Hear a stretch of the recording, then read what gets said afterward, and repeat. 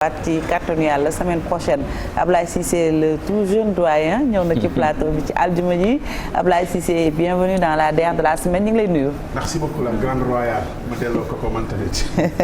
en compagnie du grand Bourba. Cheikh amul ci Cheikh Tidiane amul ci kay yi moom tamit ah son décision. Cheikh Tidiane moom mën a yem loolu ñu naan tojoo fenn ñun tojuñu fenn. kay foog naa ni waa jële moo ci Chérif moom su ma ko gisee ay kay du ma bett ndax foog na bëri na affaire Chérif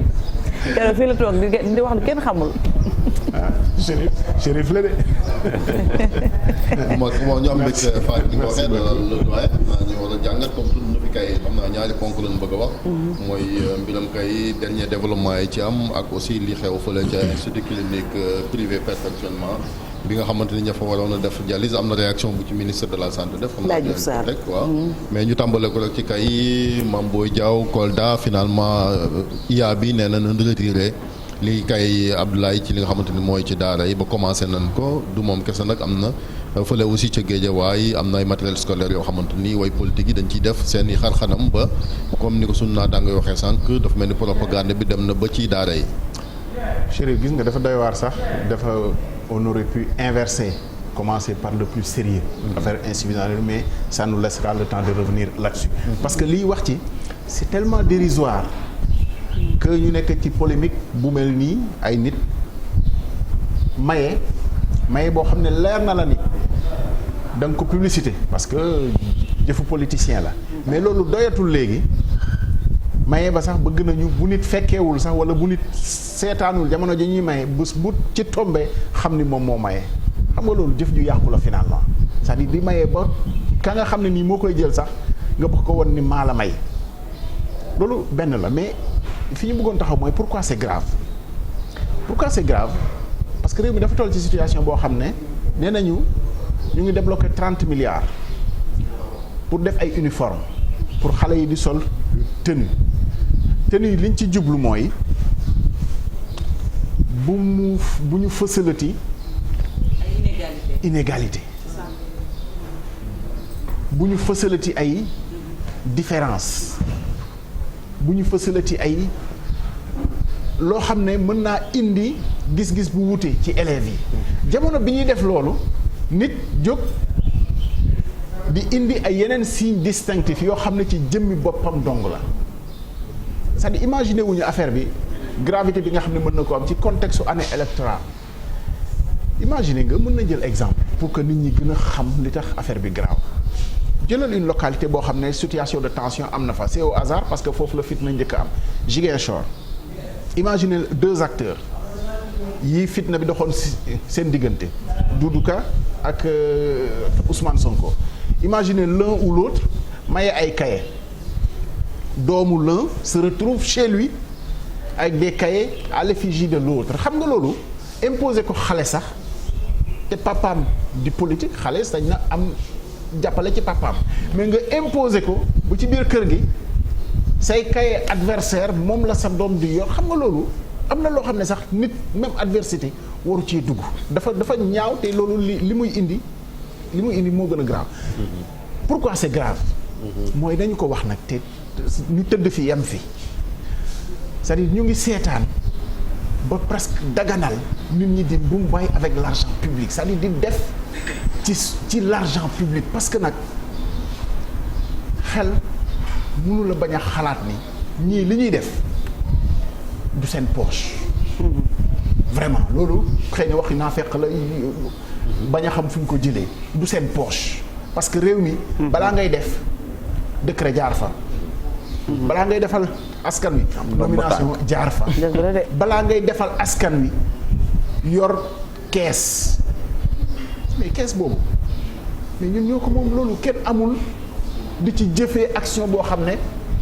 pour ce truc personnel la xoolal premier ministre Autriche c'est vrai que c'est très loin de nous mais exemple yooyu dafay war a baax lan lañ ko jiiñ ba mu démissionné parce que jamono te bu ñu sax ci kees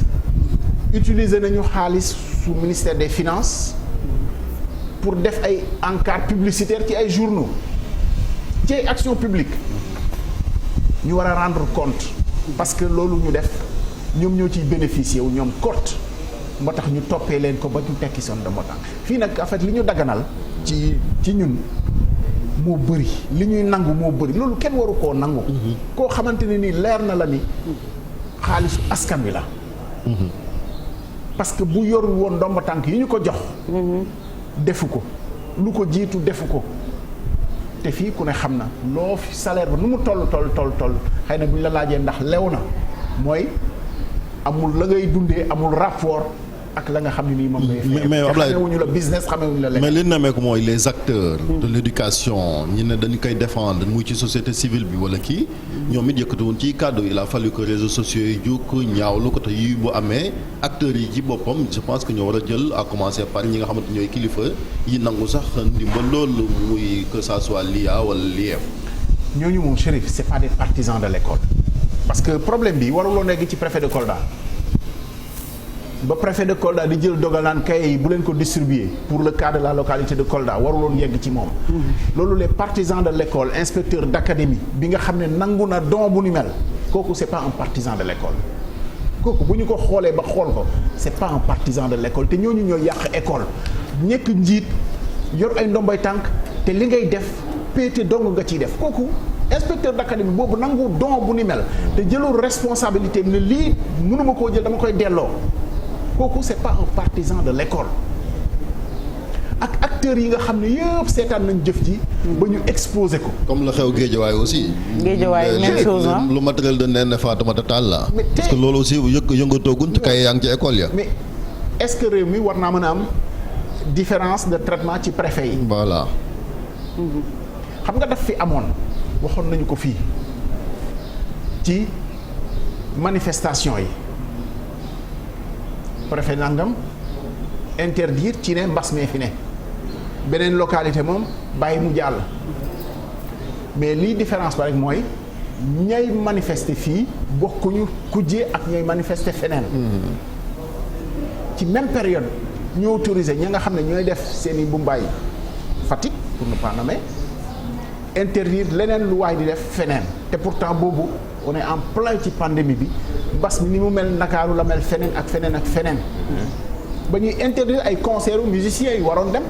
dans la même période dans la même région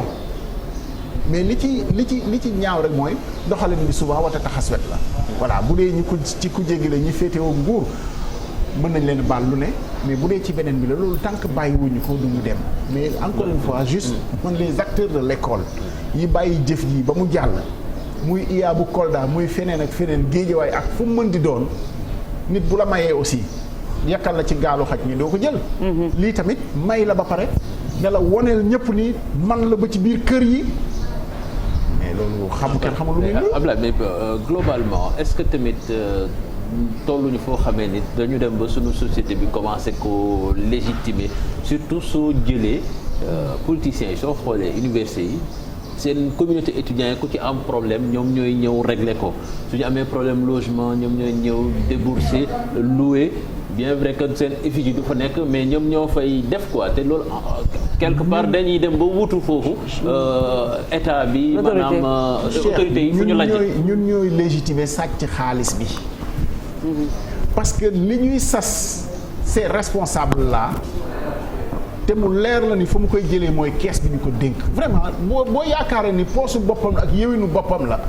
xëy na yaa bëgg a nax sa bopp mais société bi en général mooy légitimer nit ñi di tibb ci kees di def fii dem nañu ba élection da ngay gis une société nationale mobiliser ay oto pour un parti et ça ne choque personne une société nationale wala un ministre bu jël oto ministère ba di ko campagner. xam nga fi président de la République la ñuy yàpp parce que président moom ci jamono bu convoqué ay partisans palais sax ñu ne non palais bi c'est républicain kenn war fi tenir réunion politique xam nga loolu finalement dem na ba fi mu toll nii kenn waxatu ko. tey loolu nekkatul problème ci réew mi. président fu ko neex lay recevoir. légitimé yooyu moo grave c'est-à-dire di bàyyi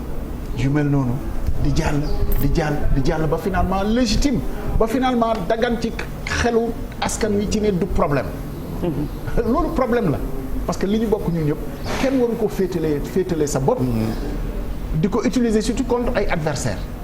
di ko politiquer di jël avance par rapport ak say adversaires. contexte bi mu tombé nag mooy ñi li ñu wax li les tenues scolaires 30 milliards yi ñu ci war a dugal ci 10 ans at mu jot kon ñu def ci ñetti at la plutôt at mu jot ñu def ci 10 milliards de francs CFA. dañ ko defoon ngir école bi nga wax bon maanaam distinction bañ a am. inégalité yaa ma neex bañ a am ak inégalité bi comme ni nga ko waxee Fati pour ñëpp tëddee ci njaaxaanaay yem. est-ce que kon laajut aussi ñu inspiré wu ci ba tenue yi sax na mu war a mel bañ a am ay mandarga ci wàllu politique ak. appartenance Chérif tenue yi moom bu dee marron beige da ciy feeñ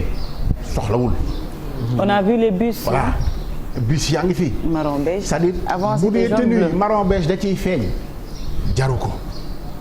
bu dee bël ak mboq mi da ciy feeñ jaru ko c'est-à-dire yooyu la ñu war a bàyyi ak kenn amul pour jël ay mandarga ay signes benn parti pour def ci lenn maintenant xam nga couleur yi fi nekk couleur yëpp defe naa ni parti jël nañ ko mais mën nañu composer te de couleur neutre boo jëlee tenue bu weex kenn du ne lii parti bële la. léeg-léeg booy solo réew mi am na couleur. réew man bi ñu bokk wala réew mi parce que non réew mi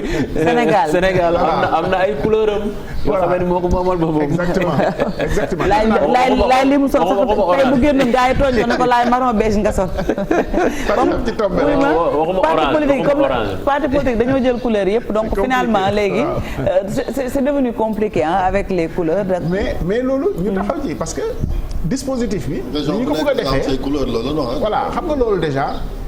bon peut-être l'idée est bonne mais gis nga éclatement marché boobu ñaari problème mën na ci am problème moom sur le plan local gars yi di defante ba ci couleurs yi sax am nu mu demee mais surtout éclatement marché boobu 10 milliards yooyu mën na doon enjeu yoo xamante nii finalement marché ya yaa ma gën a xam mënoon na doon ci commande publique bi marché global ñu décentraliser ko ok mais pas bàyyi sur le plan local ku nekk jël sa 1 milliard ñu xam noo koy defee parce que fi muy mujjee njort nañ ko te loolu lañ war a moytu te nii da nga war a xam ni fu mu am doo jël ñaari tenue bu école bi jox xale bi parce que signe distinctif mu ngi tàmbalee ci xale bi bu tëneem xottee ko mu continuer di ñëw ak yëre bu xottee ko parce que amul lu mu ko changé loolu yu ñuy bàyyi xel la renouveler mën nañ ko renouveler tous les 2-3 mois wala bu ñu joxee deux tenues bu ñu demee ba ci vacances scolaires yi ñu joxaat yeneen ñaar wala ñu joxe ndoo 5 nga xam ne xale bi dina koy ay loo mais boo bàyyee ba ka nga xam ne bu si tëneem tilimee amul lu mu fóotee wala bu yërëm xottee ko amul lu mu ko changé di obligé di continuer ñëw ak moom signe distinctif yaa ngi koy dugal parce que yëre mun naa xotteeku nag te xam nga foofu xale yi yooyu yëpp mën na nekk. ñu am solo kon di nga ko waxee ñu ñëw plus sérieusement nag ak affaire dialyse bi xanaa élément. on peut aller regarder l'extrait du ministre de la santé Abdoulaye Diouf Sarr am na lu mu wax ci centre boobu ak nañ leen génnee luwaas moom la mu ca gis mooy ñoom waa ministère de la santé ak nguur ak Sénégal lay seen wareef mooy aji tawat ji bu ñu ñëwee ca bërëb ba ñu toppatoo leen nam waree lu jëm nag ci wàllum génne bagage gi tuxal gi ne maanaam diggante kii jël ak kii jël war a fay te fayut nee na loolu mbiram privé la duñ ci dugg ñu dem seetaani Abdoulaye Diouf Sarr li mu wax ci mbir mi dellu si waat léegi. waaw yaakaar naa ne question bi ngeen ma posé tey si sama génn par rapport ak Octobre Rose daf may occasion ma leeral lu bëri parce que bu ñu leeralul rek mën nañu jaxase xelu nit ñi te bu ñu jaxasee xelu nit ñi bu boobaa vraiment ñi mën nañ bañ a comprendre mais li am par rapport ak benn centre privé buy def dialyse ak ki xamante ne moom moo ko loué bâtiment ba muy defee dialyse diggante la entre ki moom centre bi ak ki moom bâtiment bi bu fekkente ne dafa fayul loyer yi amel ko xaalis bu bëri ba kooku dem tribunal yóbbu ko juge bi expulsé ko ñun expulsion boobu ministère de la santé mënu si dara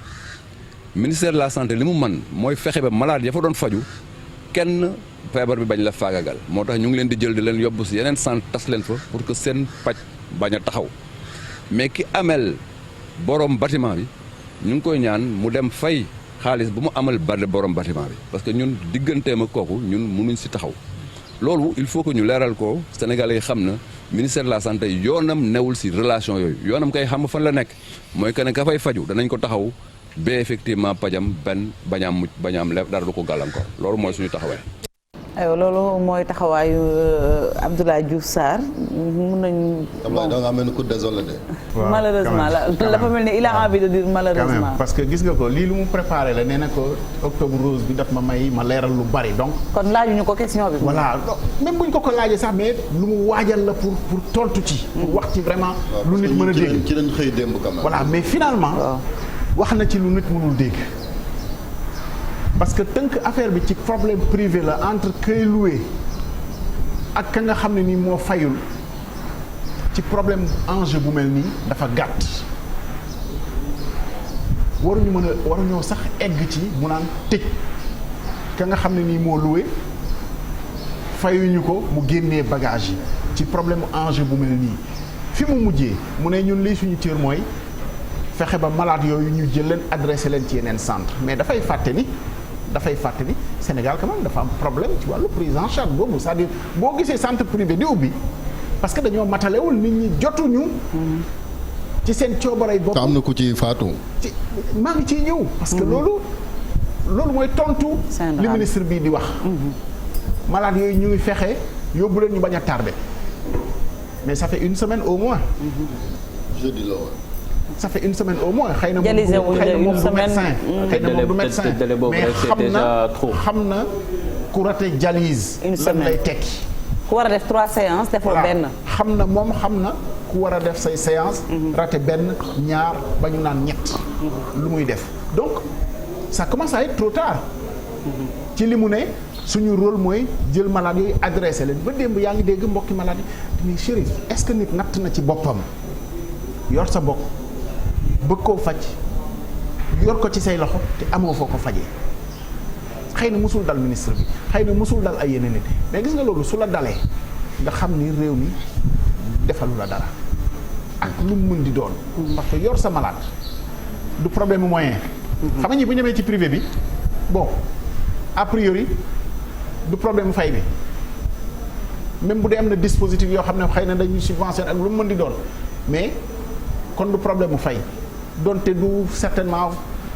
parce que dañu am barke mais wér-gu-yaram jaral na leen ko mais ça commence à être trop tard et loolu mooy danger problème bi maintenant ministre bi fi muy waxee nii mënuñu ci dara loolu vraiment ci état dafa grave parce que état am na droit réquisitionner borom bâtiment beeg ña fay liggéey ak. mais laay doguma la sax démb. matériel ba doguma la Ndiaga Maroon bi yore bi ne responsable centre bi démb dafa wax ne ñoom alerte yàgg nañu alerté. yàgg nañu bind ay lettres mais amul suite ce qui veut dire que ñoom dañu toppoon seen ginnaaw di daw ci li ñu wax te amuñu solution.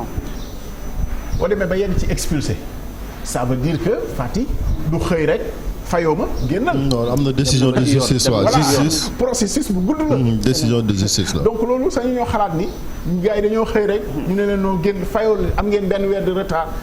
kon maag Chérif nga xam nga génne nañu bu yàgg waaye ndax ñun dañuy koj-kojal di dóor dàqee.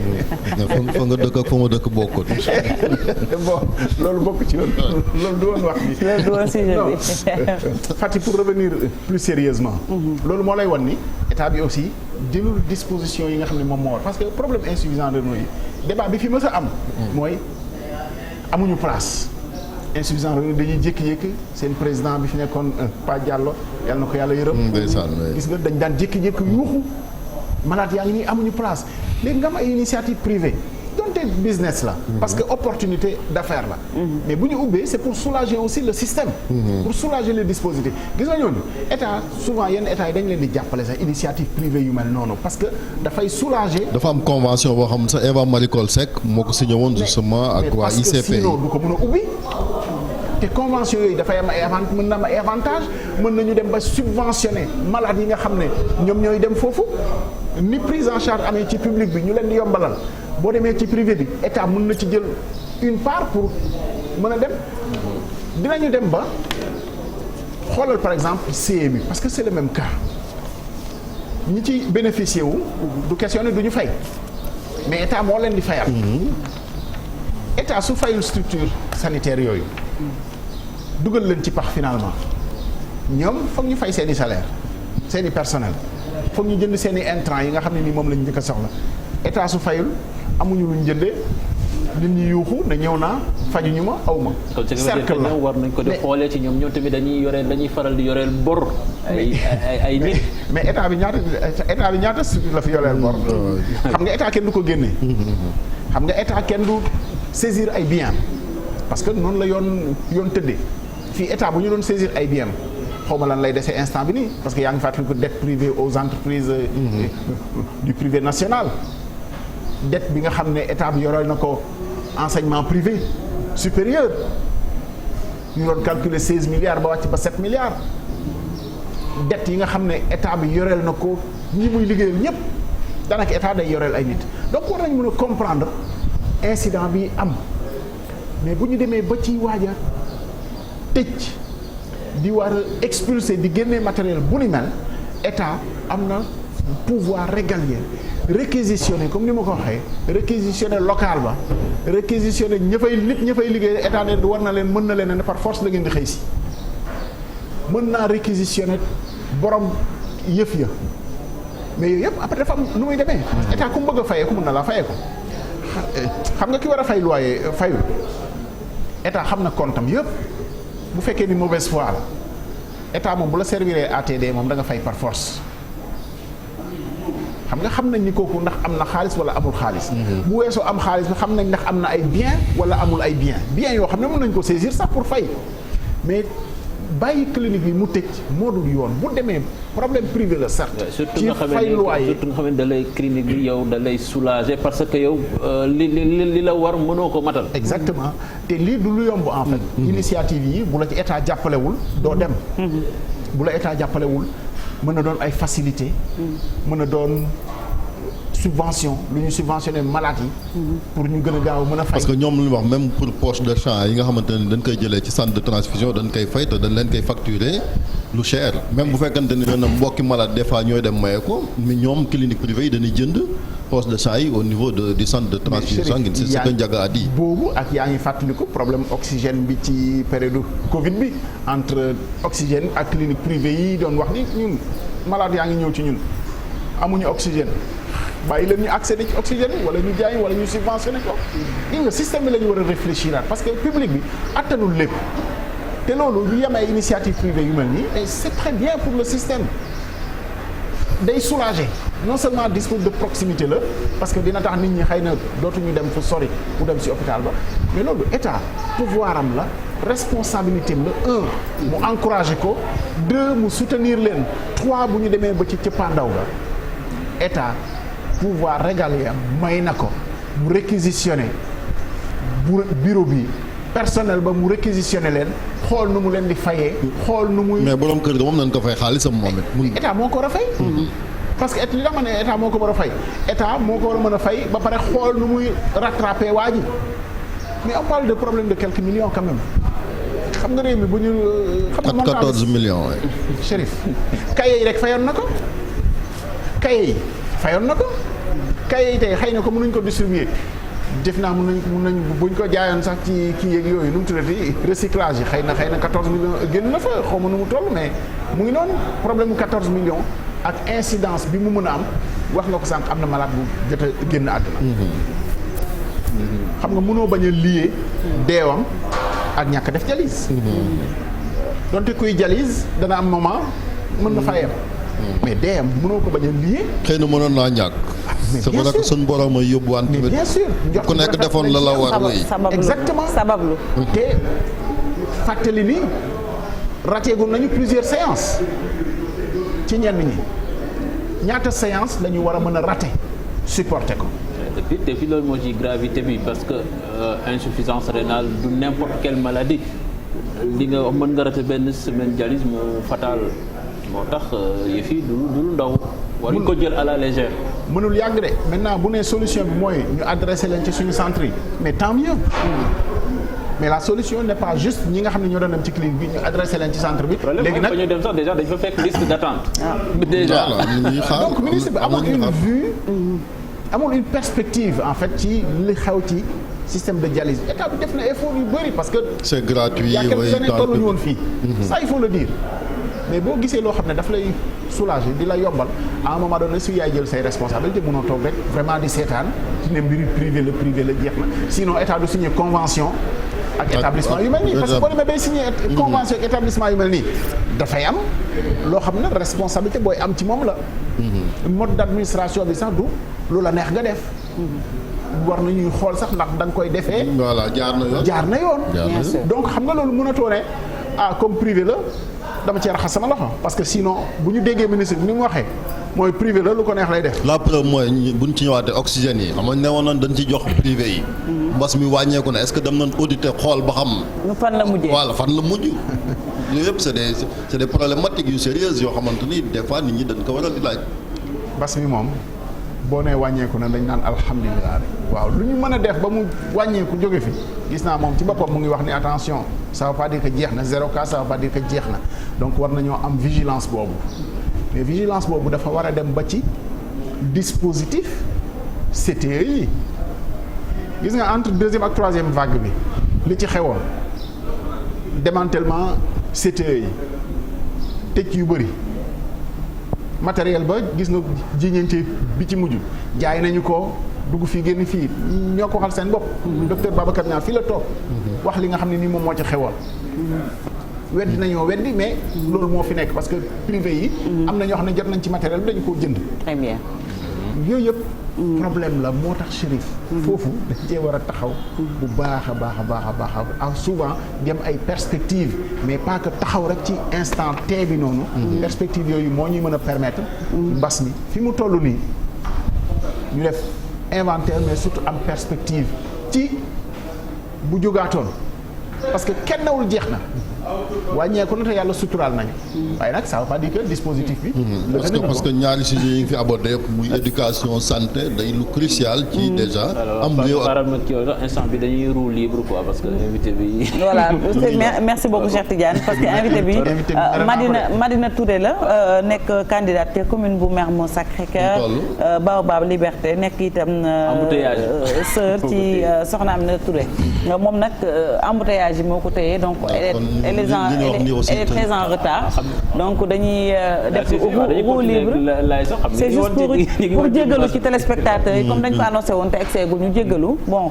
di am yaakaar ne fii ak la fin de l'émission dina ñëw mais comme laay maintenant mooy le chroniqueur et l'invité en même temps on va faire le tour de l'actualité Cheikh Tidiane li wax roue libre la ñuy def donc voilà freiné woon naa justement ñu woon ci mbas mi xam nga bon affaire yi jeexul fi mais ñi nga xam ne wàññeeku na fi bu baax a baax mais c'est pas le cas en Europe parce que Europe actuellement ñu ngi fay dégg recrudescence loolu mooy wane ni ñun suñu toogee nag croiser les bras ñu ngi nax suñu bopp comme ni ko Chérif doon waxee temps yi affaire yi wàññeeku ñu dem démanteler CTE yëpp toog affaire yi ñëwaat rek daanuwaat suñu kaw te loolu dañuy wax lu la bett mën waaw te xam nga bu ñu jàngatee bàyyeeku bi entre deuxième et troisième vague bi c'est-à-dire am nañu ñun ci loo xam ne mën nañ cee sukkandiku pour suñu dispositif de riposte xam nañu li taxoon troisième vague bi sévère fii sonaloon ñu parce que dispositif bi dëgëratul woon li ko waral mooy bàyyeeku bi amoon bàyyeeku bi jarul ñu ci ñëwaat li fi xew yëpp ci tournée politique économique machin social ak yi ci topp yëpp de tout bord loolu moo ko gën a yokk parce que da ngay gis ni réewu tugal yi entre deux vagues dañuy préparer vague bi ñëw nuñ koy xeexee mais ñun on nourrit la prochaine vague par le relâchement par l'absence de perspective ci dispositif yi ci boppam matériel ak leneen. parce que côté yëpp la nag. mais loolu mooy wax ji xam nga Europe boobu ngay wax c'est vrai am na ñoo xam ne seen cinquième vague prévoir nañu ko déjà sur la période novembre décembre ak la grippe saisonnière donc quatrième bi waxatuñu ko dugg nañ ci depuis xëy na nag ni mbas mi demee fépp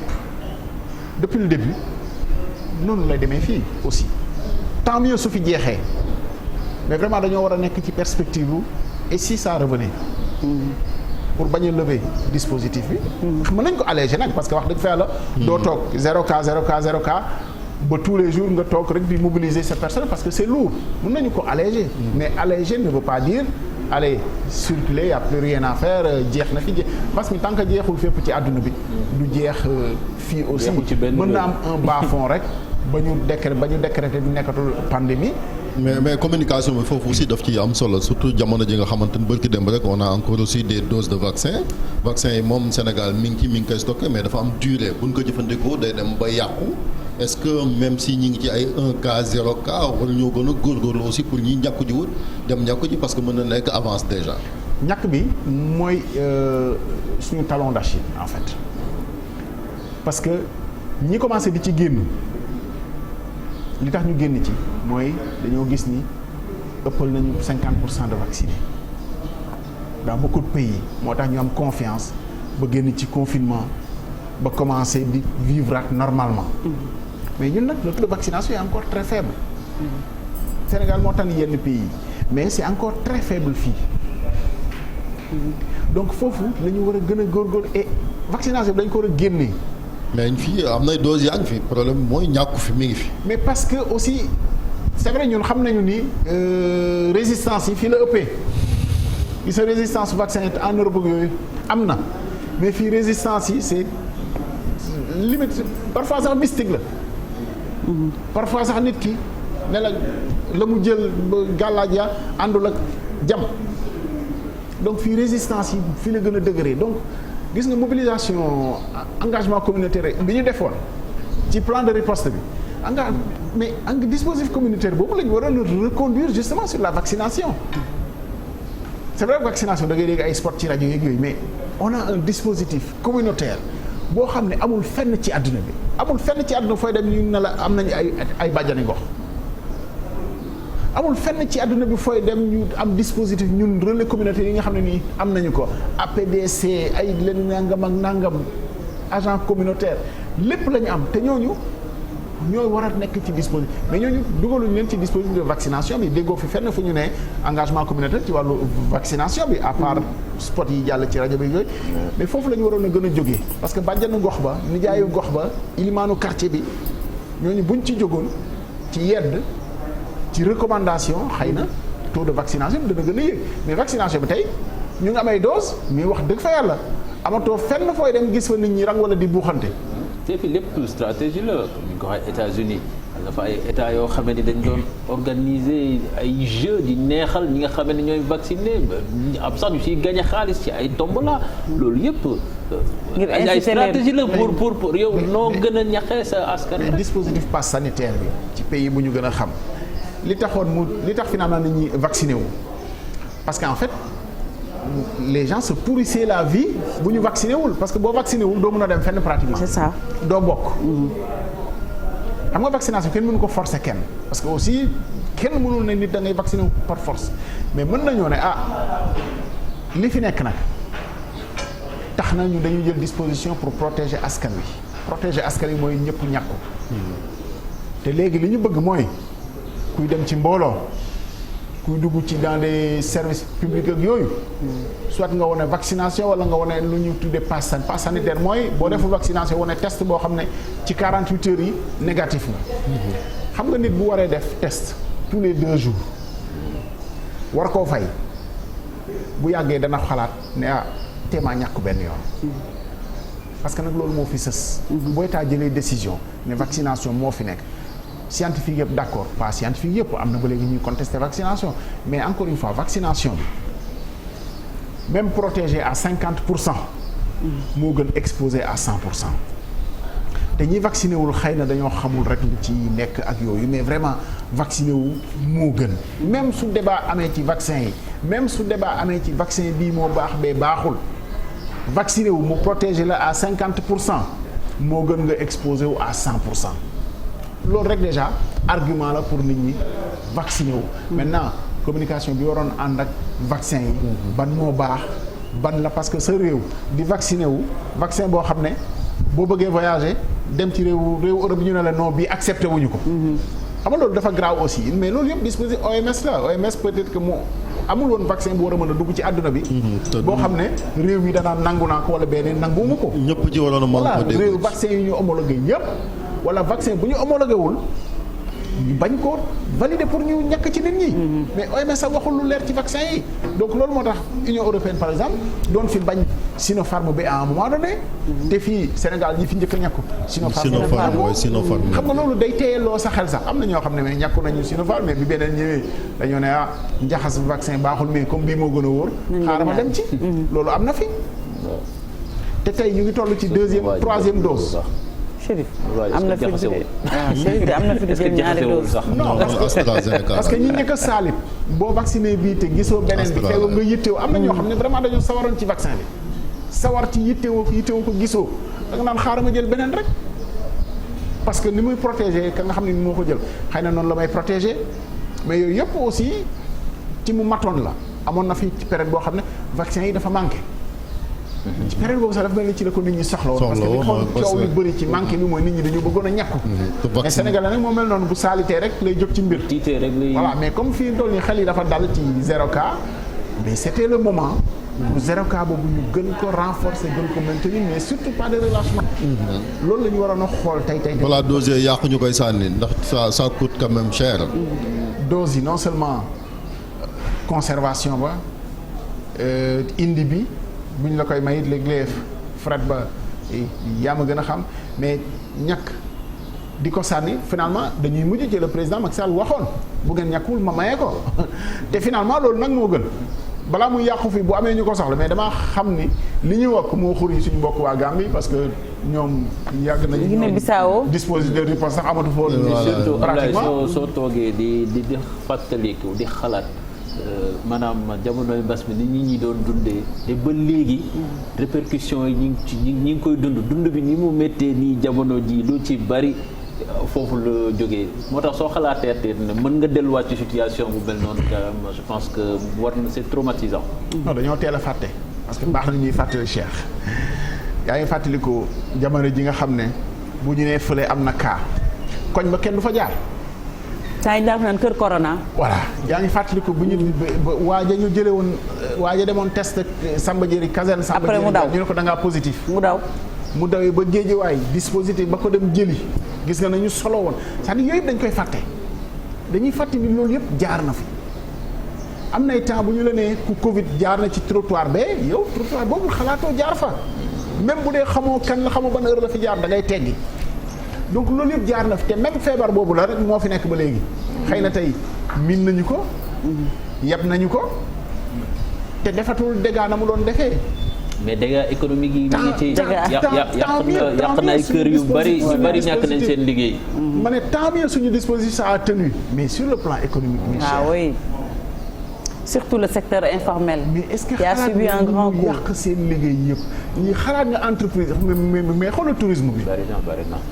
xoolal tourisme bu hôtel yi. le commerce. hôtel yoo xam ne dafa doon am nit Fatick. pendant plus de 1 an nga tëj amoo client amoo dara. amoo séminaire parce que réunion yi dañ ko doon interdire. c'est ça amoo séminaire. amoo ñooñu c'est un miracle sax bu ñu tenir ba léegi c'est vrai que état bi aidé na leen mais c'est presque un miracle.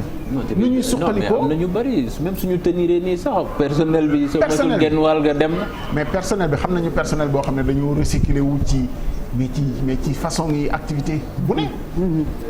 personnel hôtel yi dañoo recycler wu ci façon activité yu ne. te loolu ça ne repart pas tout de suite parce que tourisme bi jógaatagul. jógaatagul léegi. am na pays yoo xam ne ñu ngi def seen kéem la kanam pour repartir très vite mais c'est vrai que ñun repartir parce que gis nga hôtel sax boo ko tëjee lu yàgg dégâts réparation ya moom ngay njëkk a defar sax balaa ngay tijjiwaat. parce que tëj moo tax gis nañ quand même ay yoo xamal lu ci am ba ne léegi booy kuy ñëwati Sénégal bu dee ñàkku nga jaratul ñu lay defal ay tests. pour justement participer à la relance du tourisme. loolu sax dafa yéex parce que dispositif passe sanitaire mooy ku ñàkku. waaye la nga dugg loolu dafa yéex. et puis foofu aussi am na loo xam ne Sénégal war nañ koy moytu. gis naa dernièrement ministère des transports ministère du tourisme la ak yooyu ndamoo wuy France classé nañu pays vert mais waruñu xaar classement wu France. vraiment. parce que suñu situation sanitaire moo tane bu France. foofu ñun ñoo waroon a bañ France enfin bañ ci dans le sens ñun ñoo waroon a wax France non yéen du ngeen fi ñëw parce que da ngeen a bëri cas mais da ngay toog ba kooku. pourtant moo la ëppi cas même ratio bi moo la ëppale kooku moo lay nangu ne yow léegi classe na pays vert et puis nga bëgg ko bàkkoo non ñun ñoo waroon a toll fu ñu naan non France seen dispositif dafa kii donc dañu gën a corser dispositif ci ñi fay jóge ak ku mën di doon ak beneen pays parce que ñun quand même suñu dispositif yàgg na am ay résultats vraiment ñun mën nañ sant yàlla par rapport à d'autres pays ci li nga xam ne moom lañ donc loolu amul gis nga ñun ci loolu lañ toll ba léegi li ñu keneen doon ko passe Air France de bu ko aéroport africain yi surtout francophone tëjalee musibaam ndax boo xoolee Covid bi lu mu métti ñoom dañ doon def bu ñu tëjee espace aérien bi dañ doon dem di ñëw gis nga Alitalia waaw fermé Alitalia tëj la compagnie italienne voilà parce que dette ba ñu amoon doxul ñu combiner ko ak Covid finalement compagnie low cost ba mooy jéem a reprendre ñenn ci personnel bi te ñooñu ba léegi matul gis nga ko lu toll ni compagnie aérienne mu tëj donc conséquences économiques sociales yooyu nga doon wax Cheikh léegi la tàmbali ci koo xamante ni nii peut-être ba nga xam ne nii ci Covid bi foofu la nekkoon mënatul nekk tu vois donc foofu la ñu toll tey ci conséquences yi fii ci réew mi aussi secteur informel bi mooy ñi nga xam ne nii ñoom ñoo ci gën a sonn secteur informel bi dafa gën a nërmeelu quoi dafa gën a secteur informel dafa gën a nërmeelu tey parce que bokkuñu woon ci dispositif yi nga xam ne moom lañ leen doon dimbalee tamit pour ñu gën a mën a suqali ko c'était surtout ça le problème. Très bien merci beaucoup Ablaye invité bi yegsi na mais 2 minutes ñu posé ko xam naa 2 questions parce que il nous reste moins